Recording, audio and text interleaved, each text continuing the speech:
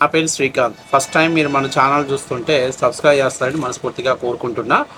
ఇక విషయంలోకి వెళ్తే, తెలంగాణలో ఈ మధ్య ఒక సంఘం ఏర్పడింది. ఈ సంఘం అందరినీ గిల్లిద్ది.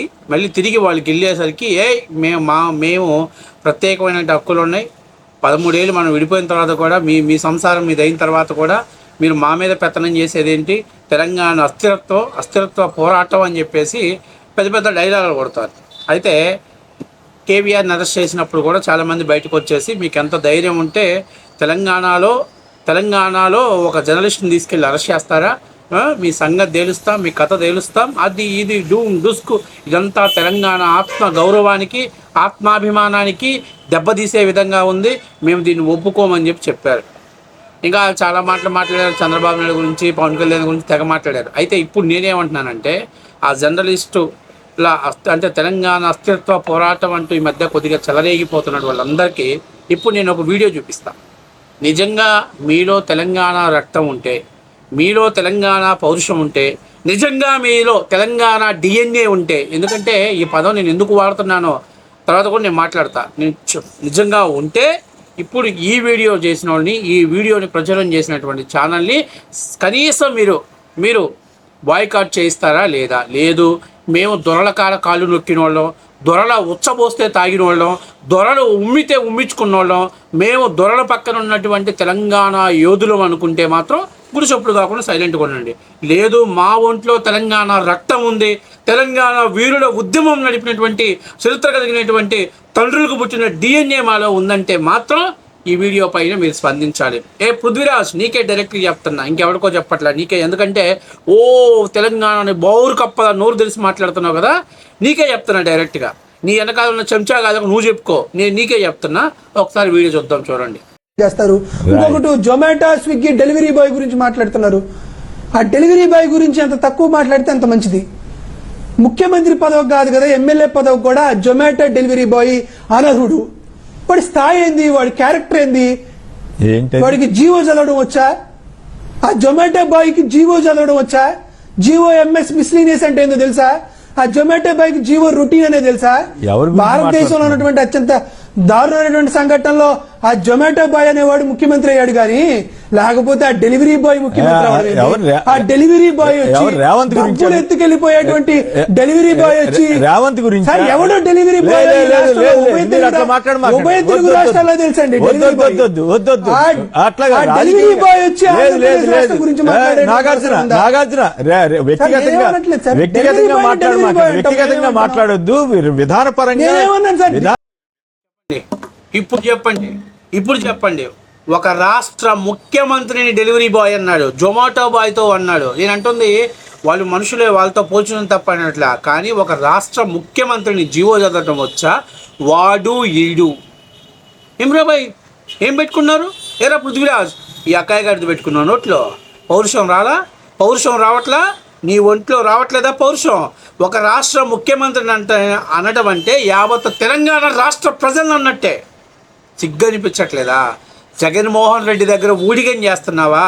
జగన్మోహన్ రెడ్డి దగ్గర ఎంగిలి చిల్లర ముతుకులు ఏరుకుంటున్నావా? లేదు, ఏరుకోవట్లేదు. బరాబర్ పో, సాక్షి స్టూడియోకి పో. ఆ కొమ్మినేని శ్రీనివాసరావు గారిని జుట్టు పట్టుకొని బయటికి రాక్కరా, కోర్టు పట్టుకొని బయటికి తీసుకురా. ఏం మాట్లాడుతావు? మా తెలంగాణ రాష్ట్ర ముఖ్యమంత్రి గురించి నోరు తెలిసి మాట్లాడే స్థాయి నీదా? లోఫర్ నా కొడక అని చంపల పగలగొట్టు. లేదా ఈ అక్కయ్య గారి పల్నాడు అంటే దాదాపుగా మీ తెలంగాణ ఆంధ్రప్రదేశ్ బోర్డర్ మధ్యలో ఉంటాడు వీడు. అక్కడి నుంచి ఎత్తుకొని పోయి, అరే నీకు ముళ్ళే లేకొని ముండా, నీకు నోరేలా లెగుస్తుందిరా అని చెప్పేసి అడుగు. నీకు చేతనైతే, నీకు దమ్ము ధైర్యం ఉంటే, తెలంగాణ గడ్డ మీద పుడితే, తెలంగాణ ఉద్యమం వీరుడు యొక్క డిఎన్ఏ నీలో ఉంటే ప్రశ్నించు. లఫుట్టుగాల్లాగా ఆడెవడో తెలంగాణ ముసుగేసుకొని ఆంధ్రప్రదేశ్ ప్రభుత్వాన్ని ప్రశ్నిస్తూ నీచంగా చిత్రీకరిస్తూ నీచం అనే భాషను వాడుతూ జగన్మోహన్ రెడ్డికి ఊడిగం చేస్తుంటే వాడికి నువ్వు సపోర్ట్ చేస్తావా? సిగ్గనిపించట్లేదా? ఇప్పుడు నీకు తెలంగాణలో పౌరుషం రావట్లేదా? తెలంగాణలో రక్తం మరగట్లేదా? పౌరుషం లేదంటే చెప్పు, చేత కాదంటే చెప్పు. నేను బానిసని, దొరలకి పుక్కిట్లో పట్టుకొని తాగేవాడిని అంటే చెప్పు, ఒప్పుకుంటాం, బరాబర్ వదిలేస్తాం. నేను చెప్తున్నా, ఏంద్రా అరే నాగార్జునగా, ఒక రాష్ట్ర ముఖ్యమంత్రిని అరే లఫుట్ నా కొడక జీవో చదవని చేత కాదా? రేవంత్ రెడ్డి ఒక సాధారణమైన వ్యక్తి నుంచి ముఖ్యమంత్రి స్థాయికి ఎదిగాడు. మా నాన్న చచ్చిపోయాడు, మా బాబాయ్ చచ్చిపోయాడు, నా కోడి కత్తి, గులకరాయి, నా గుడ్డు, నా గోశానం అని మాటలు చెప్పి ముఖ్యమంత్రి అవ్వలా. దెబ్బ తగిలితే నిజమైన రెడ్డి పౌరుషం ఎందుకు చూపించాడు. నేను చెప్తున్నా, బాంచాత్ రేవంత్ రెడ్డి మాకెందుకు ఈరోజు కూడా మాకు నచ్చుతాడంటే, దెబ్బ తగిలినా ఎవడైతే నన్ను గాయపరిచాడో వాడిని బిడ్డ నిన్ను మళ్ళీ కిందకు లాగుతా చూసుకో అని చెప్పి శపథం చేసి మొగుడు లెక్కన రాజకీయం చేసిన అదిరా రాజకీయం అంటే. మా నాన్నని జైల్లో పెట్టారు, నా కోడి కత్తి తగిలింది, నా గుండు దిగింది. ఏం రా ఇదే? ఎవడు రా ఇదే? ఎవడు? రైల్వే స్టేషన్ కాడ ఉండేవాళ్ళు కూడా వాడరు ఈ భాషని. ఇంకా అంతకంటే ఎక్కువ మాట్లాడితే చచ్చిపోతావు, గుర్తుపెట్టుకో. నేను చెప్తున్నా, అరే నాగార్జున యాదవ్, పుట్టకలో తేడా ఉంటే జాలి పడతారేమో, కానీ గుణంలో తేడా ఉంటే మాత్రం జనాలు చెప్పుతో కొడతారు, గుర్తుపెట్టుకో.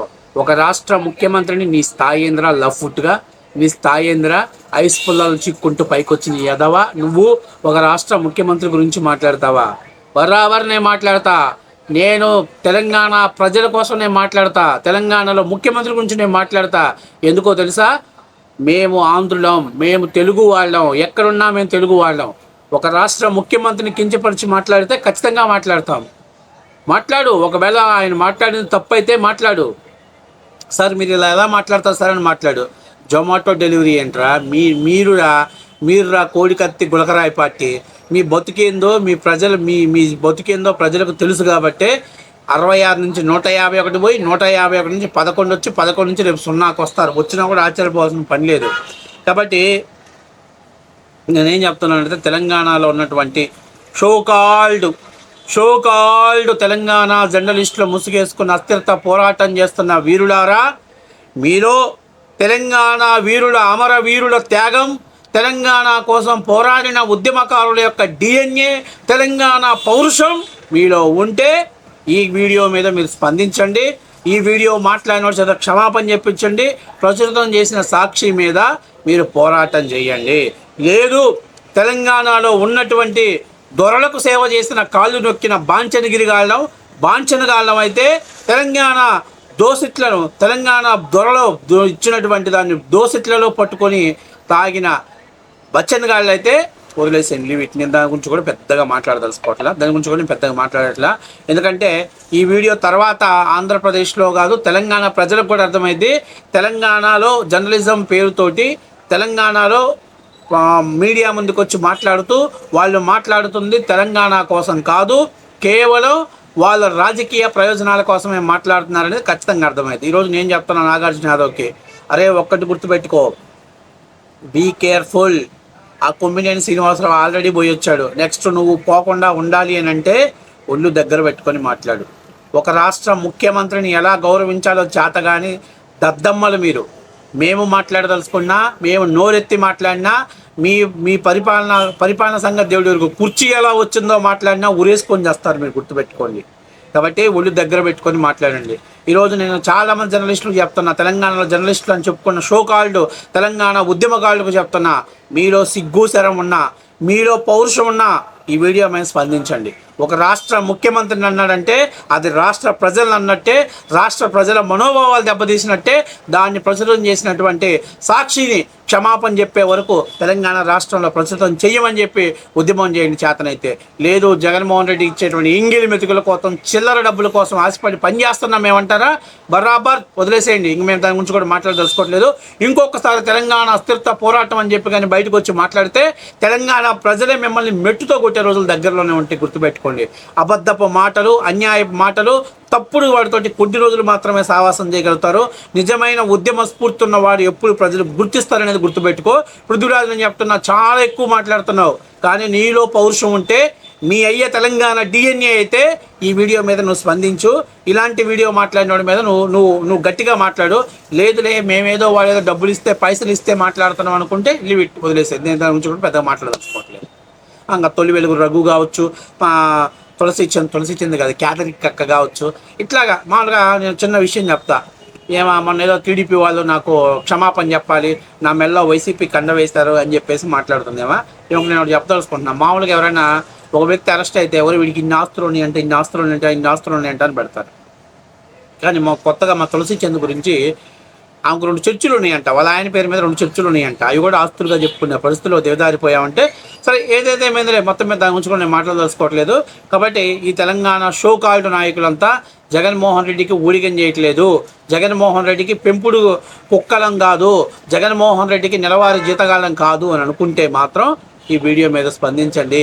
ఒక రాష్ట్ర ముఖ్యమంత్రిని అవమానపరిచారు, తెలంగాణ ప్రజల్ని అవమానపరిచాడు అనేది మేము స్ట్రైట్గా సూటిగా సుత్తి లేకుండా అడుగుతున్నాను నేను.